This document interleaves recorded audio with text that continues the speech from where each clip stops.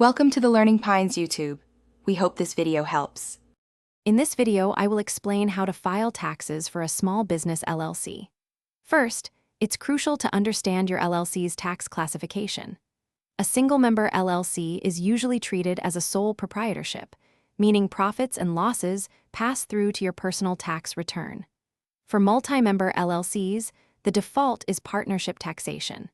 However, you have the option to elect for your LLC to be taxed as an S corporation or a C corporation, which can offer different tax advantages depending on your business structure and income. Once you know your classification, you'll use specific forms. If your LLC is a sole proprietorship, you'll report your business income and expenses on Schedule C of your personal Form 1040. Partnerships file Form 1065 and then issue K-1 forms to each partner. S corporations use Form 1120S, while C corporations file Form 1120. Understanding these forms is key to accurate reporting.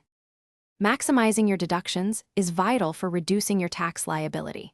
It's essential to maintain meticulous records of all your business income and expenses throughout the year.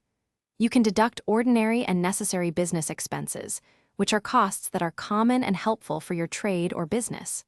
Examples include a home office deduction, vehicle mileage, and advertising expenses. Proper record keeping ensures you don't miss out on valuable savings. Finally, remember that most LLCs are required to pay estimated taxes quarterly. This means you'll pay taxes throughout the year, rather than a lump sum at the end. For individuals, you'll use Form 1040S, and for corporations, Form 1120W. These payments are generally due on April 15th, June 15th, September 15th, and January 15th.